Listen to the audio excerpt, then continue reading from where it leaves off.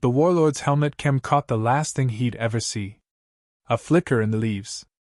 A shadow where there shouldn't be one. Then a voice, low and human, laced with humor and something worse, certainty. You missed one. The footage cut there. No scream. No flash. Just jungle silence. They had conquered 10 worlds in less than 3 years. The Warlord Triumvirate, Kovacs, Sreldon, and Tyroth, ruled by overwhelming force. Their war machine was unstoppable. Orbital bombardments, shock trooper divisions, biofusion artillery, even atmospheric strip miners. Most species surrendered before the first drop pods even landed. Resistance was rare. And humans?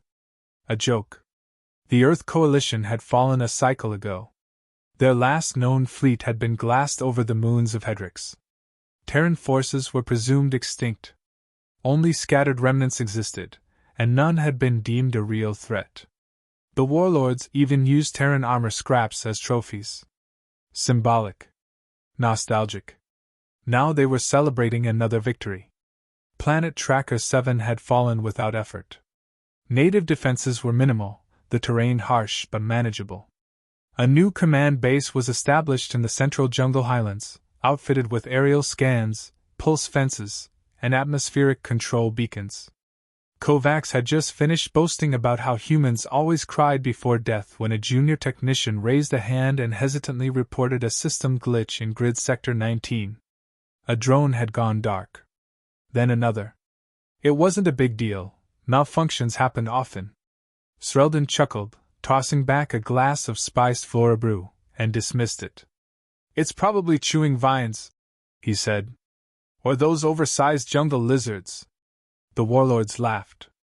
They always laughed. Until the scout team sent to investigate didn't return. First it was 1 unit. 5 soldiers, standard recon. No response. Then a 10-man patrol with air support. Nothing. They did a low-altitude sweep. Thermal imaging caught only vague heat signatures that dissipated seconds later, as if the jungle itself was absorbing the bodies. Still, they weren't concerned. Jungle planets were always problematic. The ecosystem was unpredictable. There were things down there that made mistakes disappear fast. But then a new report came in. One that couldn't be laughed off. Ahead. Just one. Dropped at the edge of the command compound perimeter. No message. No threat. Just a severed alien head marked with something that hadn't been seen in years. Red tape wrapped around the skull, knotted in an X. The Warlords didn't recognize it, but one of their human war prisoners did. He saw the symbol and went pale. He whispered one phrase before the guards silenced him for speaking, mission active. Tyroth narrowed his eyes and sent out another unit. This one larger. Heavily armored. 25 soldiers, trained in counter-stealth, flanked by 2 quad-legged walkers and a squad of recon drones. Still no contact. But this time, a single helmet feed survived. That's how they saw it, the flicker. The shadow. And the voice. You missed one. Now the Triumvirate wasn't laughing. They pulled all forces into the central zone. Triple-strength patrols. Roaming drones on hourly circuits. The entire jungle within 10 kilometers was fire-mapped and cleared. But it didn't matter. The thing, whoever or whatever it was, kept picking them off. Clean. Quiet. Merciless. One patrol found a pile of their own weapons twisted into the shape of a human skeleton. Another found armor suits nailed to trees with messages scratched into the metal and Terran standard, not extinct. Just watching. More heads followed. Some still wearing helmets. Others placed carefully atop logs, staring at the command post. Still no comms. No trace. Just disappearance and death. That's when they finally called in Central Command. Someone back on Zareth Prime dug up an old Earth file tagged as deprecated. It referenced a Terran program titled Operation Gravekeeper. Final wave infiltration. Deep planet holdovers. Never meant for recovery. The file mentioned sleeper soldiers implanted in critical worlds, trained for sabotage, psychological breakdown, and prolonged planetary denial. In simpler words, assassins who didn't leave when the war ended. Not because they couldn't, but because that was the plan. The warlords didn't believe it at first. The concept was madness. What kind of army would send in one man with no way out? But that's what made it work. These humans weren't soldiers. They were missions with skin. Still, they had numbers, power, orbital eyes. So they pressed forward. They doubled their forces in the region. Deployed atmosphere scrubbing units to reveal any heat trails. The jungle was ripped apart by fuel burners. Whole sections were flattened. No more hiding. And yet, he kept killing. One squad vanished from a section cleared only hours earlier. Their final report was strange. No movement. But we feel watched. Then static. The surviving officers began to sleep less. They wore sidearms in the mess halls. It didn't matter. One morning, Tyrotha's second-in-command was found strangled in the base showers, with a red tape X over the stall door. There were no camera feeds. The power had flickered for exactly 9 seconds that night. Just enough. By the end of the third day, the warlords had lost 60 men. No battles. No alarms. Just quiet, surgical removal. A war without noise. A message that grew louder in absence. Someone was here. Someone with a mission. And the mission wasn't over. They brought in their best tracker, a veteran named Jackson who had once hunted synthetic rebels through the neon slums of Farzine Prime. He studied the bodies, the terrain, the strike timings. And he gave them a verdict they didn't like. This wasn't a beast. It wasn't a ghost. It was a man. And he wasn't trying to win. He was trying to make them leave. To poison the land with dread so deeply that no one would want to stay. Kovacs, now pacing with a cracked tusk from rage, ordered the one thing none of them wanted to admit might be necessary.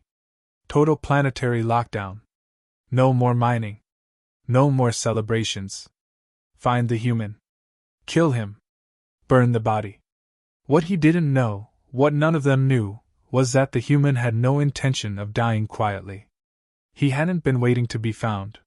He had been preparing for them to come. And he was far from finished. The jungle was burning, but it still didn't smoke him out. They used chemical fires, atmospheric drones, and napalm pulses designed to flush out burrows. Entire ecosystems vanished in minutes. Still nothing.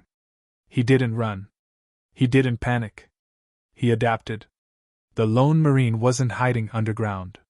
He was walking among the fire, heat-shielded in salvaged warlord armor, breathing through a filter mask stitched from scavenged alien fabric and jungle bark. The warlords of Tracker 7 had brought an army to trap a man who didn't want to escape. That was the part they hadn't understood. He was never waiting to be rescued. He was waiting for the numbers to get interesting. One of the elite squads they dropped in was trained in psionic detection. The finest trackers in the quadrant, equipped with neural scans and synaptic lures.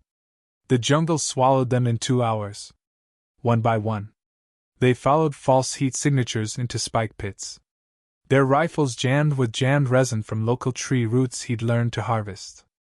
Their minds fractured after finding their own teammates posed upright with no injuries, just wide eyes and sealed lips, standing motionless like statues with Terran dog tags taped across their chests.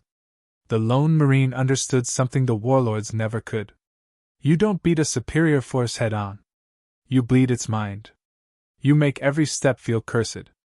He had served in over 20 operations during the collapse. Watched whole planets fall. Been left behind on 3 of them. But this one had a purpose. Operation Gravekeeper wasn't a suicide mission. It was worse. It was a test of how long one human could be weaponized beyond orders. Back in orbit, Zareth Prime Command was in chaos. The surviving warlord Tyroth had gone dark, and the other 2, Kovacs and Sreldon, argued over how to handle the anomaly. It was no longer a matter of pride. They had spent half a cycle suppressing planetary unrest across the rim, and Tracker 7 had been the jewel. Its resources were rich. Its location strategic. They couldn't afford to lose it over one unaccounted-for relic from a dead army. But the loss rates kept climbing. 74 confirmed dead. No footage. Just aftermath. Their last aerial drone had caught only a glimpse, an open palm waving slowly from the jungle ridge, then the screen cutting to static.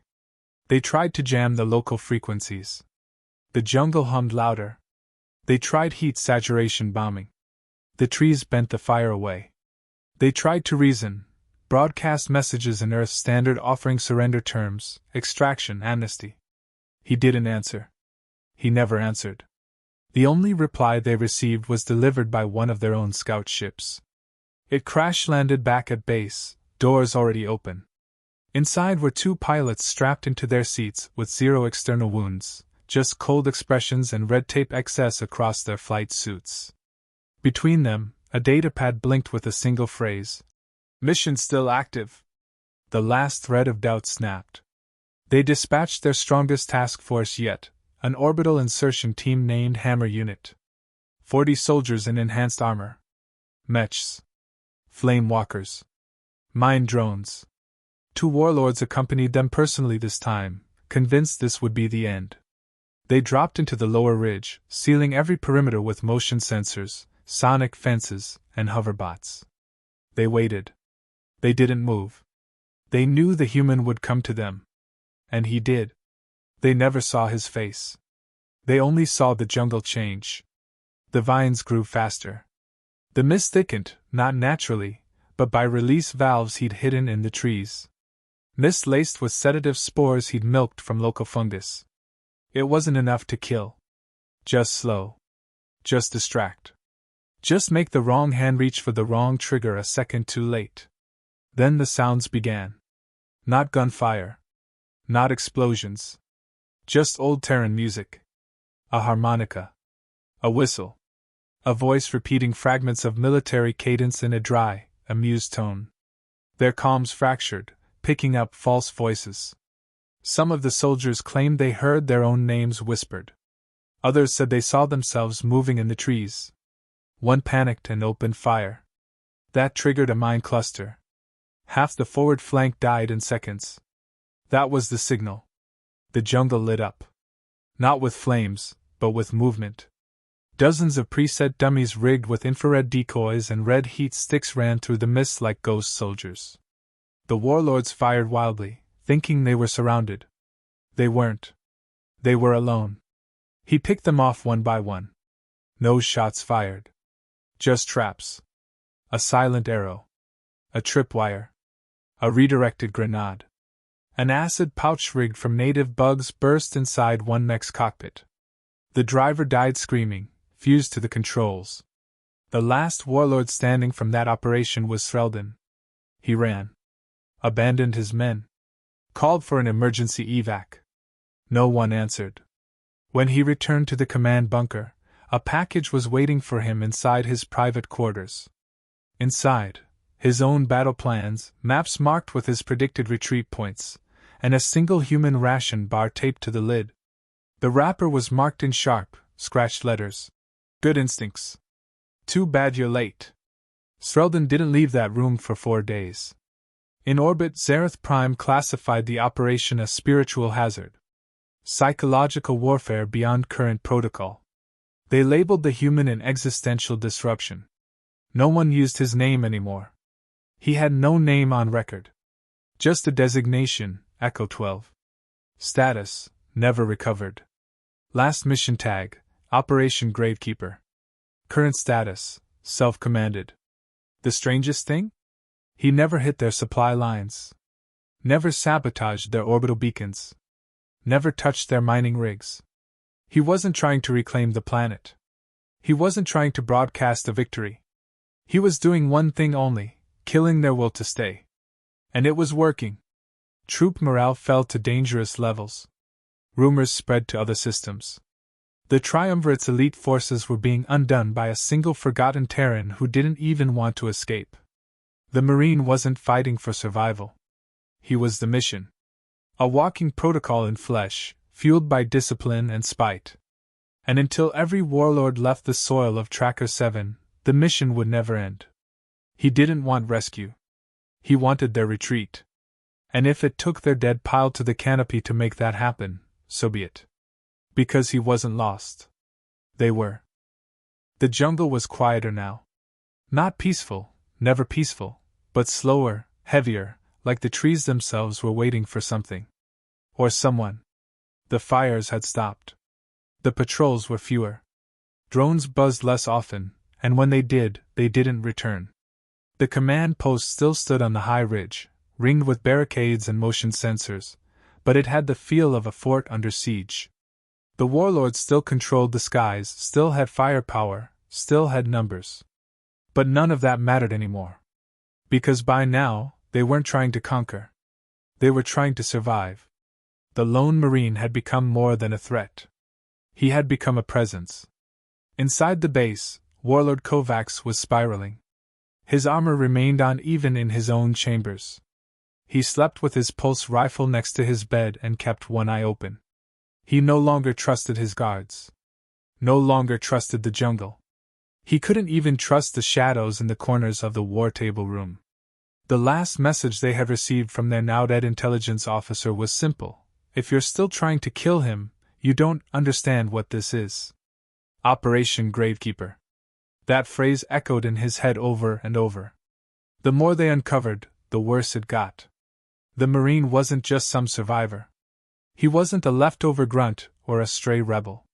He was inserted here on purpose, long before the planet was ever invaded. His mission wasn't to win a war or gather intelligence. It was to deny the enemy the ability to rule. Not for a week. Not for a year. Forever.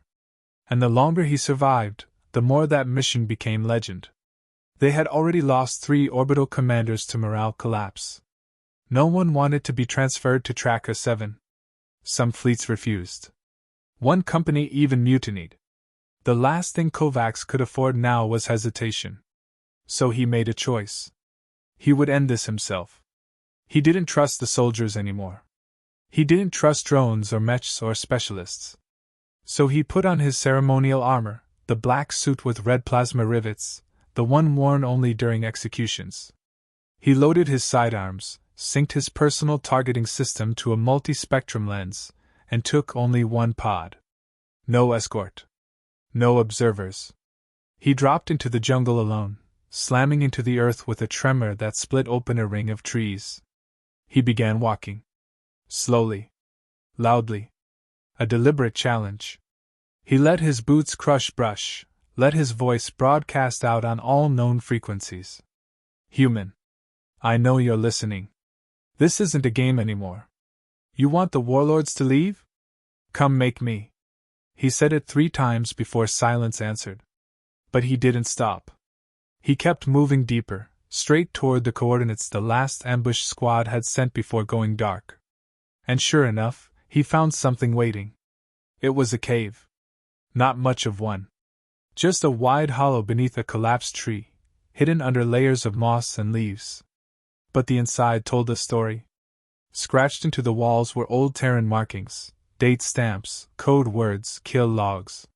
He wasn't just living here. He was operating from here. A mess of wires and gutted alien equipment sat in a corner, patched into a stolen battery array. On the stone floor, dog tags lay in a line, names etched by hand.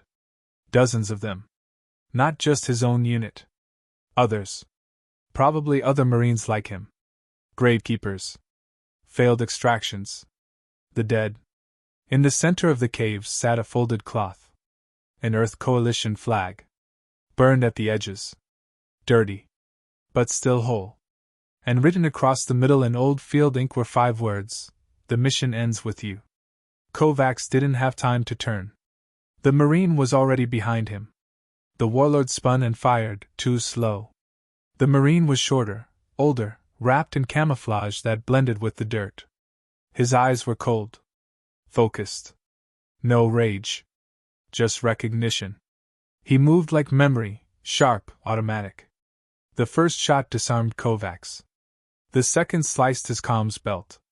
Then the Marine stepped back and waited. Kovacs growled. You really think you've won anything? We still hold the stars. We own the planets.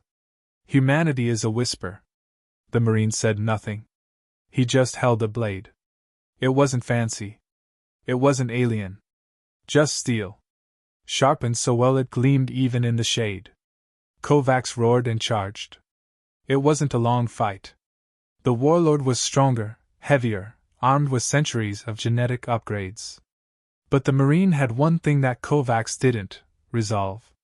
Not the kind that comes from patriotism or revenge, but the kind that's wired into the bones of a man who's buried too many brothers to care about death anymore. He moved low, fast, always inside the Warlord's reach. And when the moment came, he didn't hesitate. He drove the blade up under the chin, into the soft tissue where armor didn't cover, and twisted until Kovacs collapsed. The Warlord's last words were choked, not defiant. "You can't kill an empire with a knife." The Marine leaned down close and whispered, "No. But I can make them scared to land."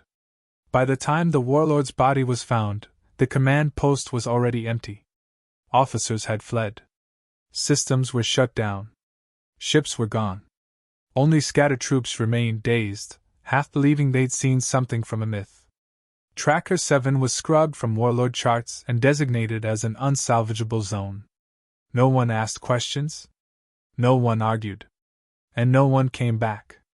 Weeks later, a signal pinged across a long-abandoned Earth frequency. A beacon that hadn't activated in years. It simply said, "Operation Gravekeeper complete. Extraction not required." No one responded. And deep in the jungle, the Marine stood under the ridge, scanning the treetops. He still wore the blade. Still carried the last patch of a fallen unit. The war might have ended. But for him, the mission wasn't about war. It was about making sure no one forgot. He turned and vanished back into the trees. Somewhere out there, another planet would be next. And they'd wonder, what if we missed one? And if they did? He'd be waiting.